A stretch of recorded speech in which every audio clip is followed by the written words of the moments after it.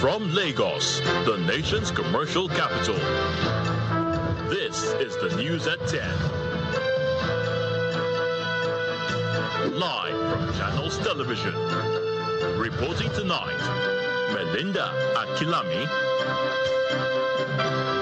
Hello and welcome. Tonight, Governor of Imo State, Hope Uzodinma, meets with his Abia State counterpart, Alex Oti, as they reiterate Southeast governors' resolve to support President Bola Tinubu. The Independent National Electoral Commission, INEC, denies releasing timetable for the 2027 general elections. The Taraba State government designates Karim Lamido Local Government Council as area of security concern. And U.S. President Donald Trump says he has captured the Venezuelan President Nicolas Maduro and his wife following what he calls a large-scale strike against the country.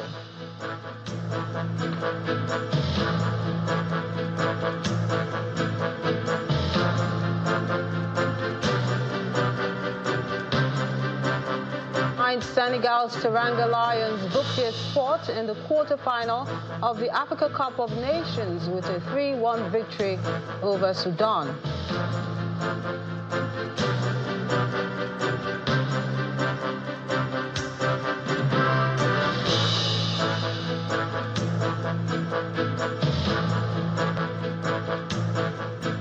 The governor of Imo State and chairman of the Progressive Governors Forum, Mr. Hope Uzodinma, has called for an end to the politics of segregation, saying the people of the Southeast have resolved not to play tribal politics anymore. Speaking to journalists after a visit to the Abia State Governor, Dr. Alex Oti, at his country home, Governor Uzodinma said all 5 governors of the Southeast have now resolved to support the administration of President Bola Tinubu.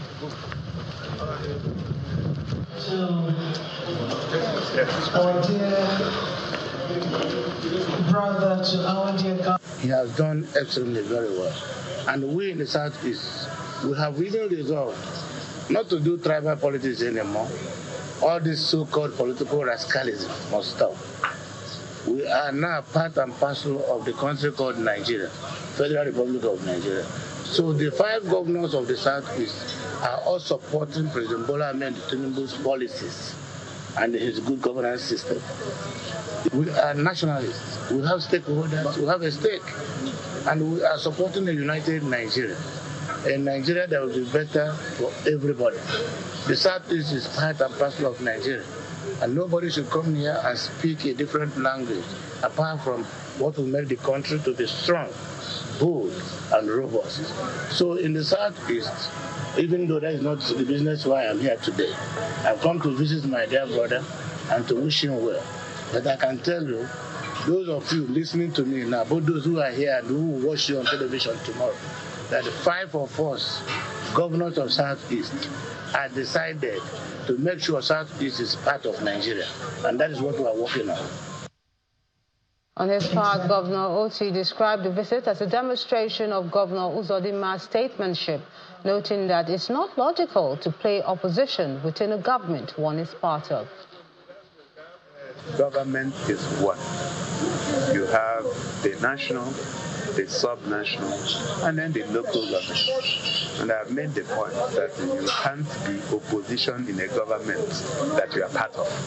Okay, so when people mistake the issue of different political parties as opposition, they miss the mark. You can disagree, but there are fora for disagreement. But once a decision has been taken, you are part and parcel of that decision. So it is a misnomer to ask if the state government is supporting the federal government. Of course, the state government is part of the federal government. So what we have come to do here is to wish us a happy new year, and I appreciate the visit. Staying with politics, the governor of Kogi State, Usman Ododo, has officially launched the online registration for the All Progressives Congress, APC, in his ward at Okene local government area. This event, which brought together party leaders, supporters and stakeholders, marked the beginning of APC's electronic registration across the state. Governor Dodo also registered himself on the digital platform, showing his support for the new process, and called on all residents to join the party by registering online.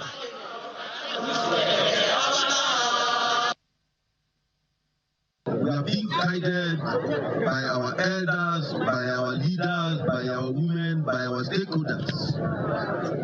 We respect elders, we respect their opinion, we respect their guidance. So we have flagged it off, and going forward, we will continue to register our members. Kogi is APC, APC is Kogi. Yes.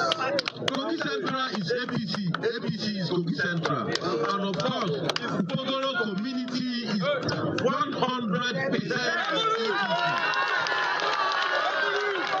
And I want to appreciate all of you. We should come out to have our own registration. Without these cards, without membership, you will not be qualified to buy or to aspire for any position. This is what they used in those days to restrict some of us. But Mr. President Yahabelo said no. Everybody must belong, everybody must be given equal opportunity, because we are all stakeholders. We thank them and thank them most sincerely. People's Democratic Party, PDP, has condemned the defection of Plateau State Governor Caleb Mufwang to the All Progressives Congress, describing the move as a betrayal of the public mandate. The party's State Publicity Secretary, Mr. Felix Delop, said the governor's defection amounts to a betrayal of the party's ideals and the trust reposed on him by the electorate.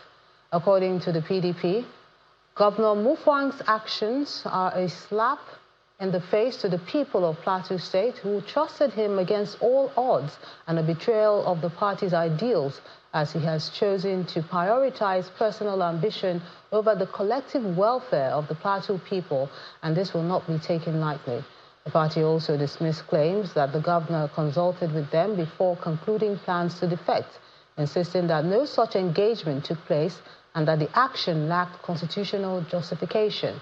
The PDP called on residents to hold the governor accountable and reject any attempt by him to seek re-election on another party's platform.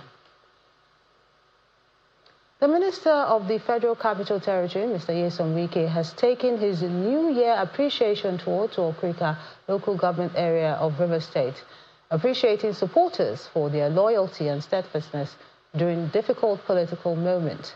Addressing a crowd at the Okrika Council field, the minister warned that politics in the state will no longer be business as usual as preparations gradually build up to the 2027 general elections. Our correspondent, Charles Oporum, has this report.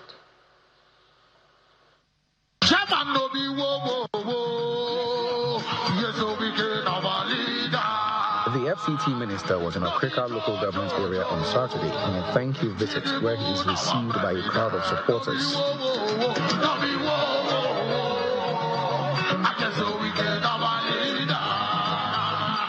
In his address to his supporters, the former governor tells them that politics will no longer be business as usual, adding that the 2027 elections will be different. God used Mr. President to make sure that local government election took place. Without Mr. President, it would have been difficult. Today we are very proud. Look at other sons and daughters who are representing the state at the national level. So Mr. President has kept to his own agreement. And that is why you must vote for people who have character. You must vote for people so that you can go home and sleep with your two eyes closed. We have made a mistake in this state. We won't kill ourselves, but we'll correct the mistake this time around. Speaking further, he dismisses claims of ethnic bias, pointing out that his support for an Ijaw governor and the projects executed in Ijaw land show his inclusive leadership style. I have come here severally to flag off and commission projects, yes, particularly in our country. Yes. So people should tell the truth. I awarded a contract to reclaim land for your people. It was given to your son. What is the result today? I awarded for jetty to be built in Isaka. I appointed the man to be the managing director in River State Water Corporation. Today, what's the result? Anywhere you see ungrateful people, you can never see development.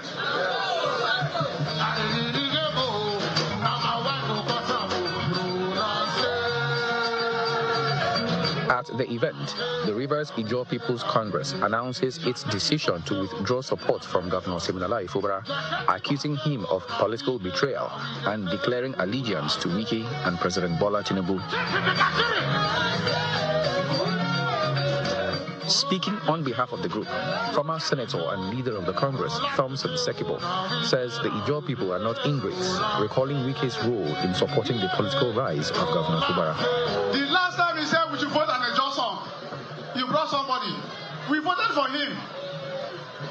Don't look at him and think that we are all ungrateful people.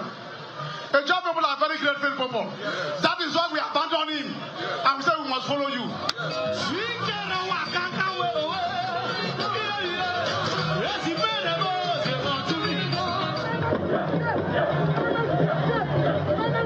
As part of the visit, the FCT minister pays a courtesy call on the Amayanabo of Okochiri Kingdom, King Ateke Tom, where he advises traditional rulers to remain neutral and allow politicians to conduct political activities peacefully. We'll soon start politics. I didn't say you should be involved. Don't be involved. Allow us to play our politics. Stay as a traditional ruler. I don't want anybody to say tomorrow, oh, you are putting your hand, don't put hand. The minister commends the monarch for maintaining unity in the kingdom and hints that decisions concerning the 2027 elections had already been taken, though details will be revealed in due course. Charles Opurum, Channels Television News.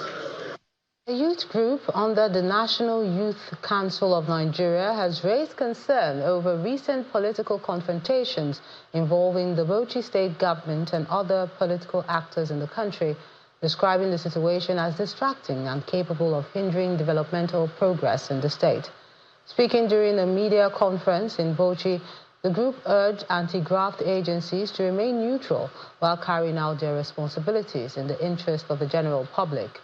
The group also called on political actors across northern Nigeria to always place public interests above personal and political considerations.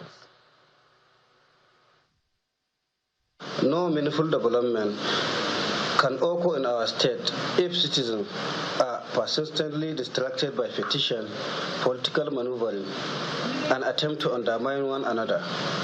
The time has come for political stability and a renewed focus on national economic progress. Also, the National Youth Council of Nigeria, NYCN, is particularly concerned about the situation in Bauchi State and other northern states, where anti-corruption agencies, especially the Economic and Financial Crime Commission, EFCC, are widely perceived to be selectively deployed against opposition-led administrations in some part of the states. This perception of selective justice generates unnecessary tension, fuel political instability, and divert attention from governance and development. It is the firm view of the NYCN that political confrontation, particularly those amplified through the media, are unnecessary, avoidable, and counterproductive. Such action erodes public confidence, constricts democratic spaces, and weakens national cohesion. In part two, after the break, the Taraba state government designates Karim Lamido Local Government Council as area of security concern. That's in a moment. Join us again.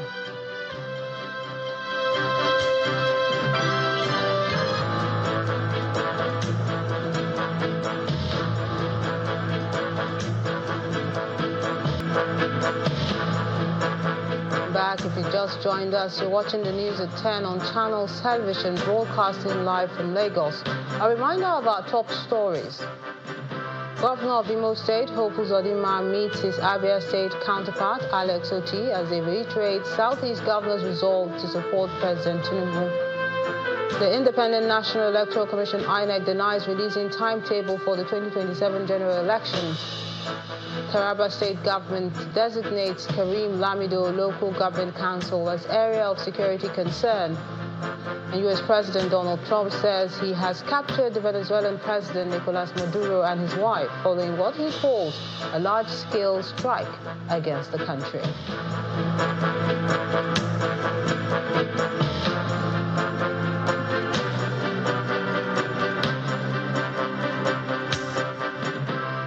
The Independent National Electoral Commission, INEC, has dismissed reports claiming it has issued a timetable and schedule of activities for the 2027 general elections, describing the information as false and misleading. A statement issued by the Chief Press Secretary to the INEC chairman, Mr. Adedayo Oketola, notes that the electoral umpire has not made any announcement regarding the timetable or schedule of electioneering activities. The statement adds that the Commission will act within the boundaries of the electoral laws, which provides that it publishes notice of election not later than 360 days before the date. It also assured Nigerians that the authentic timetable and schedule of activities will be made public at the appropriate time and in full compliance with the 1999 Constitution as amended. The Taraba State Governor, Abu Kefas, is starting 2026 with a determination to fulfill his promises of improved security, and the first local government area to feel the pinch is Karim Lamido, which has been designated as a special area of security concern. This was the governor's first executive order for the new year after careful security assessments and consultations with relevant authorities due to years of recurring crisis in communities across the local council. Stakeholders of Karim Lamido local government area and security agencies is to find a lasting solution to the remote and immediate causes of the unending crisis between ethnic groups in Karim Lamido local government council. Issues such as quest for farmlands, porous borders, leading to the influx of criminal elements from Gombe, Nasarawa, Plateau and Bauchi states dominate discussions as the government gives a nod for enhanced coordination among security agencies, intelligence-led patrols and surveillance, early warning signals, and regulation of activities in areas identified as flashpoints. The root cause of the crisis in Karim Lamido is about farmland, and some people came and they entered there and there was a problem and 2 people were killed. This is the best meeting that we are waiting for a very long time to see that peace normalize in Karim Lamido. And with his intervention, I believe that everything will be okay in Karim by the special grace of God. In my constituency, I share border with Gombe, Bauchi, Plateau, and with Ibi local government equally to Nasarawa. So it's a big area. We have been facing a lot of problem of banditry. So it's something that has no time. It used to occur at any time. The meeting concludes with a decision to designate Karim Lamido local government as a local government of security concern to ensure enhanced deployment of security agencies to make the environment a safe haven for law-abiding citizens. To really do a massive deployment to that environment and then take every nook and cranny and get all the criminal elements, make the place unbearable for every criminal element to leave that environment. As the governor signs Executive Order 1 of 2026, designating Karim Lamido local government as a local council of special security concern, he emphasized that it does not amount to a state of emergency or the suspension of civil authority, neither is it targeted at any special religion or group. After we received the reports from the commission inquiring into the crisis in Karim Lamido, today we are here again to finalize our meetings, come up with a necessary decision, and to give my other to ensure there is peace in Karen and Taraba State as a whole. Determined to restore peace in the area, the state government had constituted several committees and judicial commissions of inquiry to ascertain the root cause of the recurring crisis, and believes that the steps taken will ease tension, give sense of belonging, and ensure that absolute peace returns to the affected communities. In the meantime, Operation Hardin Kai has made a major breakthrough in its sustained counterterrorism operations with the identification of Sharif Umar as the principal coordinator of bombing activities responsible for attacks within the northeast. This development followed intelligence operations conducted at the Kamari area of Maiduguri on December the 31st, 2025, during which 14 suspects were arrested. Subsequent detailed identification and investigative processes established the structure, roles, and operational linkages of the terror cell. Additional links within the network were also established, including the involvement of Mr. Umar's wife, Yagana, and the confirmation by his stepdaughter, Amina. All suspects remain in custody and are undergoing investigations aimed at fully dismantling the network, identifying additional collaborators, and recovering any other explosives or assets. In Kwara State, abductors of a traditional ruler and his son have demanded 450 million naira for their release. The coordinator of the Kwara South Joint Community Security Watch Network confirmed the development, noting that the ransom negotiations had begun for the abductees.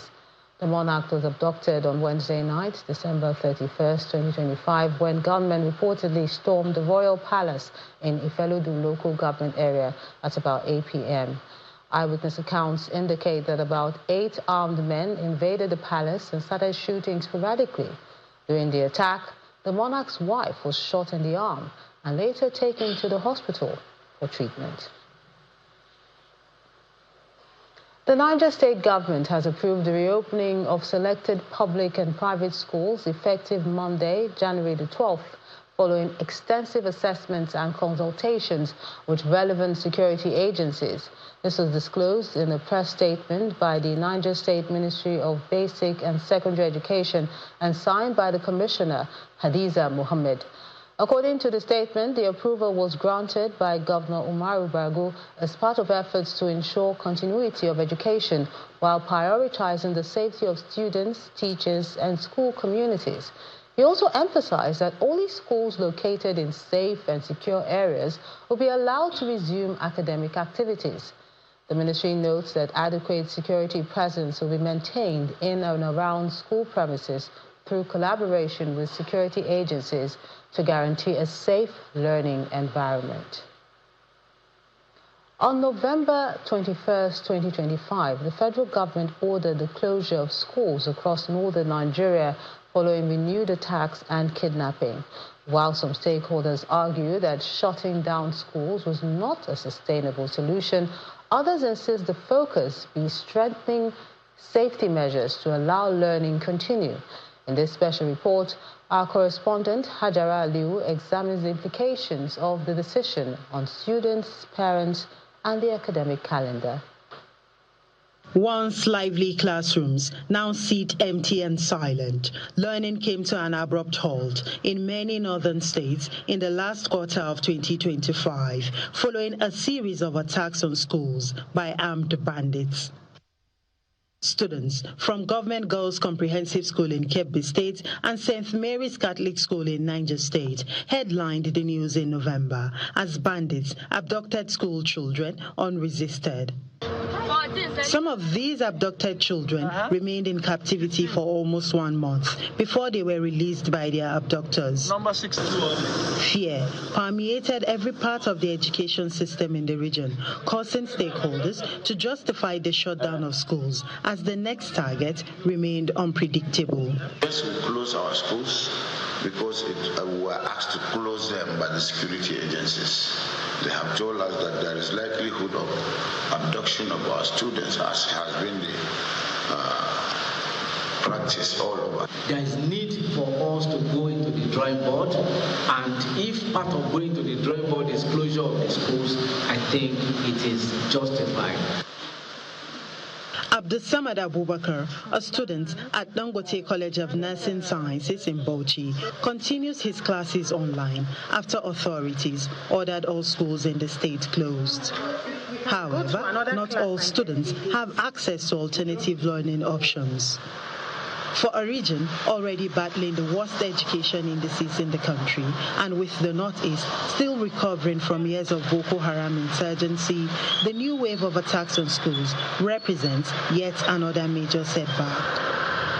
In Yobe State, all boarding schools were shut. Government Girls College Damaturu, which already hosts 3 merged schools due to past insurgency, now confronts fresh security threats. In Adamawa State, 39 boarding schools and 20 private schools were deboarded, posing serious challenges for students who live far from school. And my message has always been, whatever situation our children must go to school, they must learn.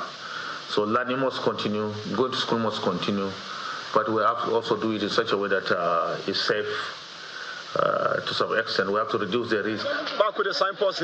Quiet and visibly resigned, these students under the Interstate Exchange Program were filmed as they returned to their home states from Plateau following the statewide temporary closure of schools.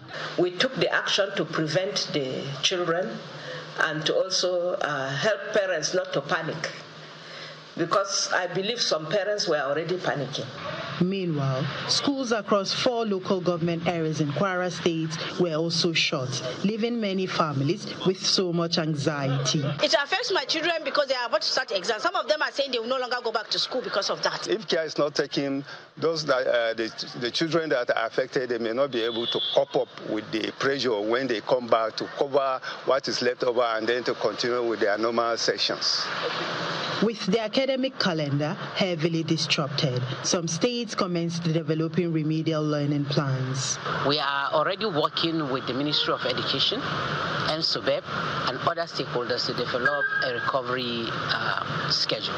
This includes adjustment of timelines, structured catch-up programs, and targeted learning support.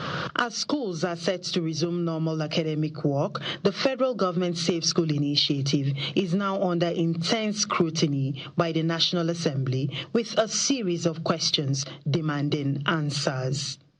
Hajara Aliyu, Channels Television News. Still ahead on the news at 10, Pension Transitional Arrangement Directorate PTA disburses 55.9 billion naira in pensions and arrears for December 2025 to retirees under the Defined Benefit Scheme, DBS. That's in a moment. Join us again.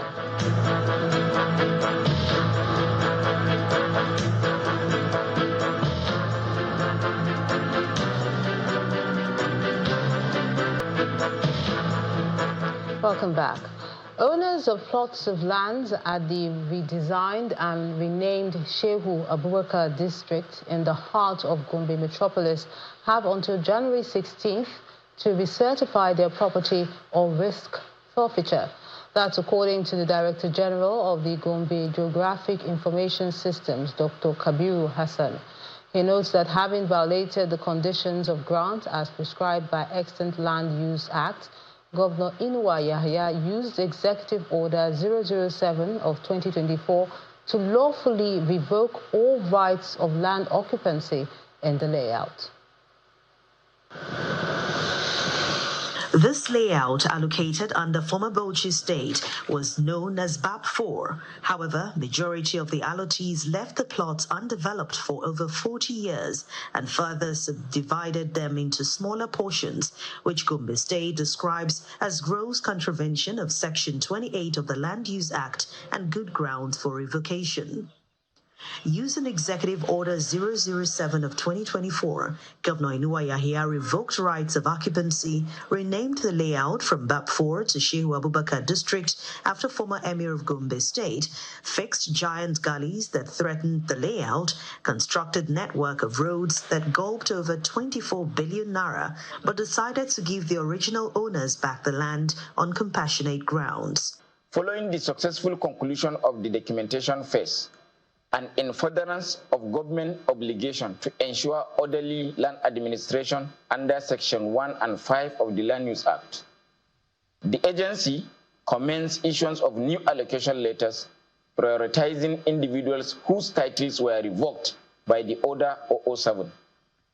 Notwithstanding the expiration of the said deadline, and in clear demonstration of good faith, equity, and inclusiveness, management of the agency, with approval of His Excellency, carefully considered several representations and appeals from affected allottees who had already been duly documented but were unable to complete the process within the stipulated time frame.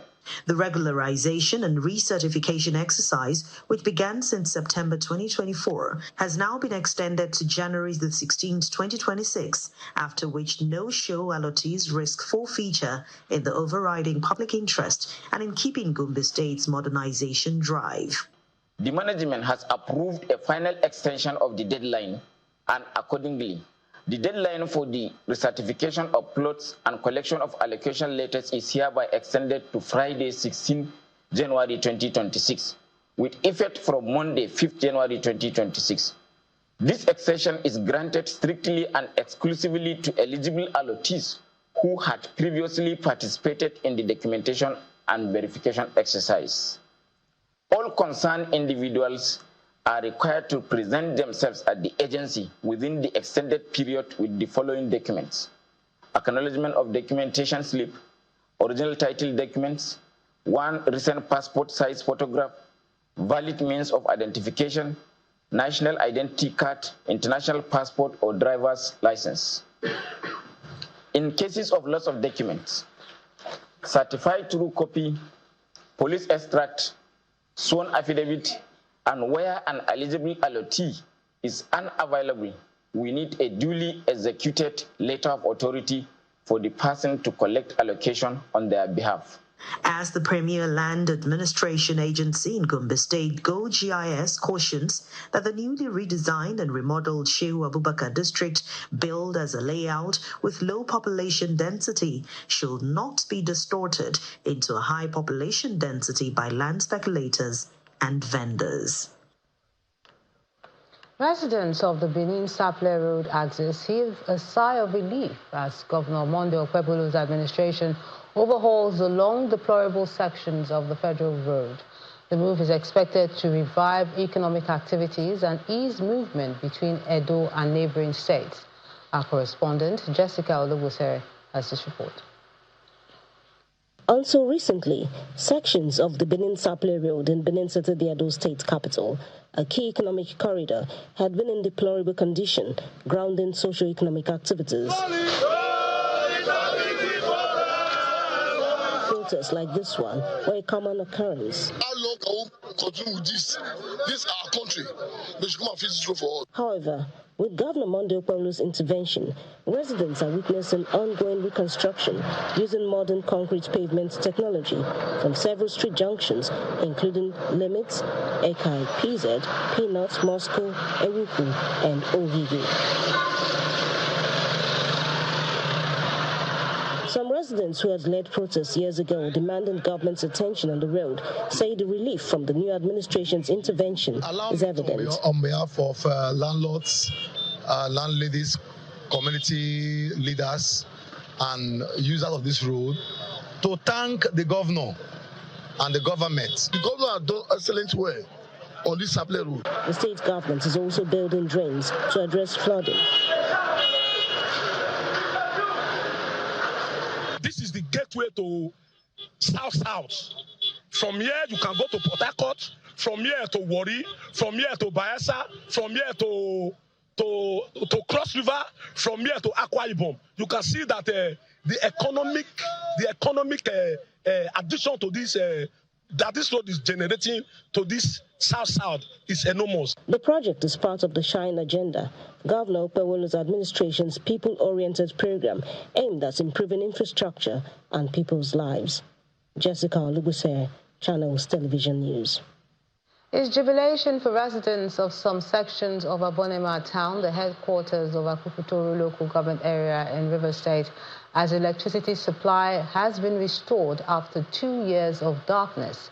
Stakeholders say the development is part of efforts at the grassroots level to drive growth following the federal government's push for local government financial autonomy. Our correspondent, Deborah May Fabricima, visited the affected areas to feel the pulse of the people. Following the Supreme Court judgment affirming local government financial autonomy, the federal government, through the Office of the Attorney General of the Federation, mandated full compliance by states. Here in Rivers State, the leadership of the Association of Local Governments of Nigeria, AFCON, had told Channels Television in 2025 that councils in the state were some of the first to receive full statutory allocations even before the judgment, as the government ensures that the funds meant for the local governments were not tampered with. Since local governments are the closest to the people, some council chairmen in Rivers State elected just over 3 months ago have begun showcasing developmental impacts in their respective areas. In the Akukutoro local government area, residents say they are impressed with the performance of their council chairman for the restoration of electricity to areas that had been without power supply for 2 years. On behalf of the good people of Ward 13 and the Gladi people to be precise, I want to say a big thank you to our amiable chairman. We, the people of Gladi, we know nothing about light. We are just seen as people that reside in darkness. But when he came to power, when he assumed office and we told him about what we're going through, he saw it as a necessity to take a step by giving us light. Some residents of Ward 13 say the prolonged power outage impacted negatively on their livelihoods, especially small business owners who couldn't afford alternative power sources. So since the light is there now, my business is going fine. My water is cold. People are buying mineral. That is what I sell. So people are buying. I'm enjoying it. That has given us more gain because the money we are going to use to buy a generator, that have helped us to save and buy other goods and articles in our shop. During activities marking his 100 days in office, the Akukutoro local government chairman, who is of the All Progressives Congress, outlined several infrastructural projects embarked on since coming on board. Within our brief stay, we note that the Secretariat of Akukutoro local government area, where government business needs to be performed, needs to be put in place. It is therefore in this light that we logically ensure the functionality of the critical components of government to this end. After several meetings with the residents within that area, and today they can attest to it that they enjoy electricity just like the way we do inside the town. On his part, the chairman of the Rivers Elders Council, Ferdinand Alabraba, sees better days ahead if the leadership of the council continues the good work of developing the area. The work was carried out to an extent before he left, and the current chairman came, and as a priority took up the challenge to complete this edifice which is standing behind us. Mr. Chairman, I congratulate you for this remarkable achievement. For the residents, the return of electricity isn't just about illuminating the area, but much more than that, it is about reviving the economic fortunes of the affected areas. Deborah Mie Fiberesima, Channels Television News. To all the stories now, the Pension Transitional Arrangement Directorate, PTAD, has disbursed a sum of 55.9 billion naira as monthly pensions and pension arrears to eligible pensioners and the next of kin of deceased pensioners under the Defined Benefit Scheme, DBS, as at December 2025. This payment covers 13.4 billion naira as monthly pension across all operations, including diaspora pensioners, while about 42.5 billion naira was paid as pension arrears. The arrears payment covers outstanding obligations arising from the 32,000 pension increment, as well as the 10.66% and 12.95% pension increment, in addition to other accrued pension arrears, gratuity, and death benefits. The PTAD Executive Secretary stated that the payments reflect President Tinubu's unwavering commitment to the welfare of senior citizens, in line with the administration's renewed hope agenda. Nigeria is now Africa's 5th largest airline market as at December 2025. That's according to the latest official aviation guide, that's the OAG monthly airline data. It shows 1.16 million scheduled passenger seats behind Egypt, South Africa, Morocco, and Ethiopia. However, it's a 3.7% decline in overall seat capacity. That's when we compare it to December 2024, when Nigeria's total capacity was approximately 1.20 million seats. Despite this drop, Nigeria maintained its 5th position ranking, underscoring the relative strength of its aviation demand across the continent. Among the top 10 African aviation markets, Nigeria was the only country to record a contraction in airline seat capacity during the period, while several other markets expanded.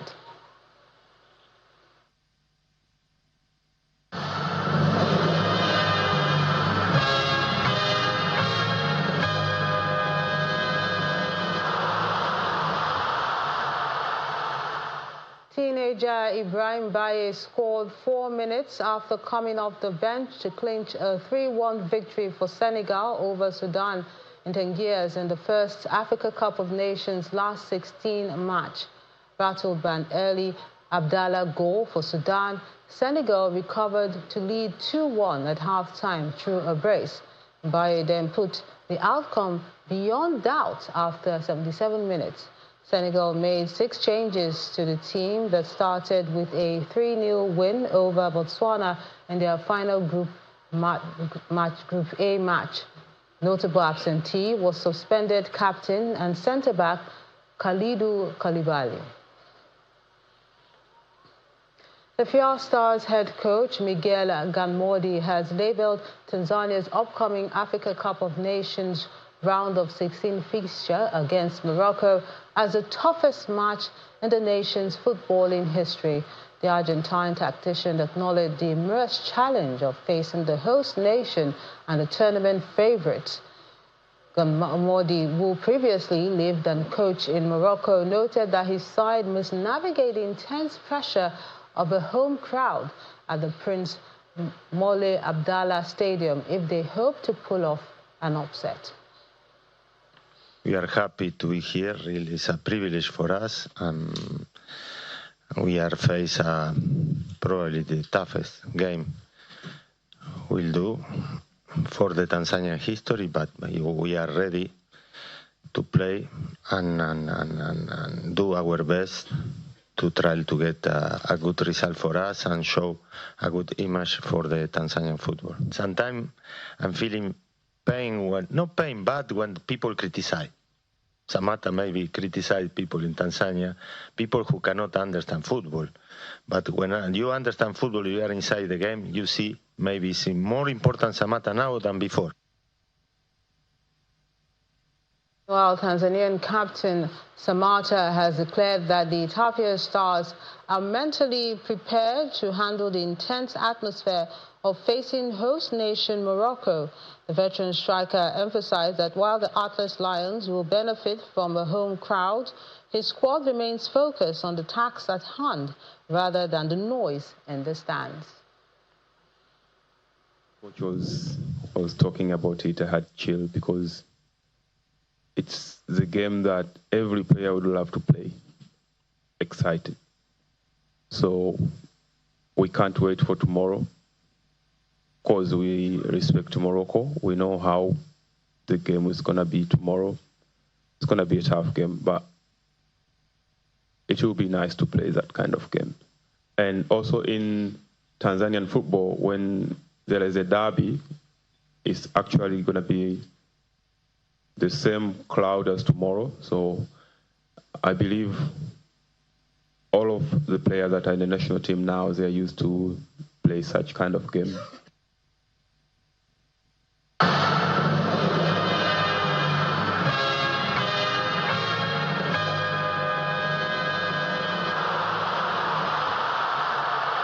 In the English Premier League, Oli Watkins continued his revival as Aston Villa bounced back from defeat to punish careless Nottingham Forest 3-1. Elsewhere, Brighton ended their 6-game winless run with a comfortable victory over struggling Burnley, with Georgino Rotler and Yashin Avnari getting on the score sheet. Wolves finally secured the first league win of the season at the 20th attempt as they made light work of fellow strugglers West Ham to secure a comfortable 3-0 win. In the last game of the day, Arsenal held on to beat Bournemouth 3-2 at the Vitality Stadium. Giannis Antetokounmpo threw down the game-winning dunk with 4.7 seconds remaining to lift the Milwaukee Bucks to victory over the Charlotte Hornets and grab a slice of NBA victory.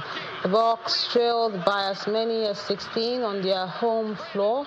Giannis scored 12 of his 30 points in the final quarter to seal the win in a frantic finish that saw 5 lead changes in the final 45.7 seconds. The two-time NBA Most Valuable Player added 10 rebounds and 5 assists. Kind of surprised that Milwaukee's not calling a timeout. They can't find Antetokounmpo. Kuzma! Hornets are going to have to try to score this ball quickly. Cian looking for help. He's going to have to do something. Bridges! Yes! And a foul! Kuzma fouls Miles for Milwaukee. Antetokounmpo didn't want it. Gives it up to Porter. Back to Antetokounmpo. Wonderful basketball. Oh, that's a play and a half. Got to do something. Brandon's got it. All the way in the paint. And that's how there was a lot of stuff in it, actually, because the backside of that, having A.J. Green come off of Bobby out at half court, took everybody out of the paint. So, you know, it's funny, when Giannis got it, I didn't think he had to even go. I thought he could have just gone. But that says a lot. He trusted Scoot to make that, because that was the two options. You know, we figured the paint would be clear, and if they switch, Scoot, you may have to go downhill. If they don't switch, then we're going to get whatever we wanted. On the international scene, the United States will run Venezuela until such a time where a safe and proper, as well as a judicious transition can be done. President Donald Trump made this known during a press conference where he briefed about the capture of Venezuelan President Nicolas Maduro and his wife following a large-scale strike carried out by U.S. Army's Delta Force. He says no U.S. servicemen were killed in the operation, and the United States is ready to stage a second and larger attack on the country if needed. Our Foreign Affairs correspondent, Amarachi Ubani, has this report. Transition, so we don't want to... The U.S. President Donald Trump at his press conference on Saturday confirmed the U.S. did launch strikes against Venezuela and that President Nicolas Maduro was being held by U.S. forces. He also revealed what would happen in Venezuela now that Maduro is gone. We're there now, and what people don't understand, but they understand as I say this, we're there now, but we're going to stay until such time as the proper transition can take place. So we're going to stay until such time as we're going to run it, essentially, until such time as a proper transition can take place. The attack by U.S. Delta Force happened while it was still dark in Caracas. There were at least 7 powerful explosions that shook the capital city. Residents reported loud blasts from around 2 a.m. local time, with low-flying aircraft and air defense systems heard over parts of the city. Power outages were reported across parts of Caracas shortly after the explosions, leaving several neighborhoods without electricity. The government said it repudiates and denounces what it described as very serious military aggression by the United States.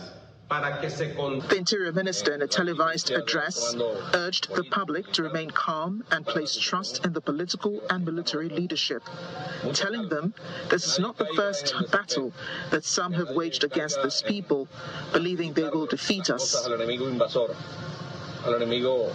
Trump had already made an announcement about Maduro being whisked out of the country in his post on Truth Social, though he did not disclose his whereabouts. Venezuela should understand. During his press conference in Mar-a-Lago, President Trump showed a picture of Maduro aboard the USS Iwo Jima. He said he had freed Venezuelan people, but warned politicians and military figures of the same fate that befell Maduro if they did not comply with U.S. demands. All political and military figures in Venezuela should understand what happened to Maduro can happen to them, and it will happen to them if they aren't just fair, even to their people. The dictator and terrorist Maduro is finally gone in Venezuela. People are free. They're free again. It's been a long time for them, but they're free. America is a safer nation. Venezuela's leading opposition figure, Maria Machado, in an order released from an unknown location, hailed Maduro's capture, declaring that Washington had fulfilled its promise and signaling what she described as the beginning of a democratic transition in the country. In the meantime, President Trump says a group of people will take over the running of Venezuela. When pressed further about it, Trump said Secretary of State Marco Rubio had been talking to Maduro's Vice President Delcy Rodriguez. Amarachi Ubani, Channel Television News. Swiss prosecutors say the French managers of a ski resort bar where a fire killed 40 people have been placed under criminal investigation. Officials say the blaze, which occurred on New Year's Eve, injured 119 people. With many of the injured identified, families now face an agonizing wait for information about those still missing. Police say the bodies of 2 Swiss women and men were the first to be identified and returned to their families.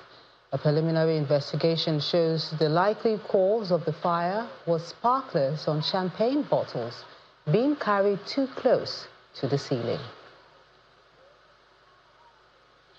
As a result of irregularities recorded in the issuance of appointment letters to successful candidates from the recruitment exercise conducted by the Adamawa State Civil Service Commission, the state government has nullified all appointment letters issued by the commission.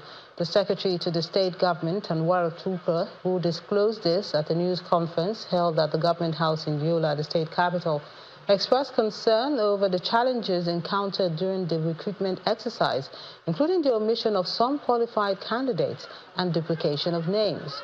He reaffirms the commitment of the Fintiri-led administration to transparency, fairness, and accountability in public service recruitment, as he urged all successful candidates to remain calm and check their emails for their authentic letters.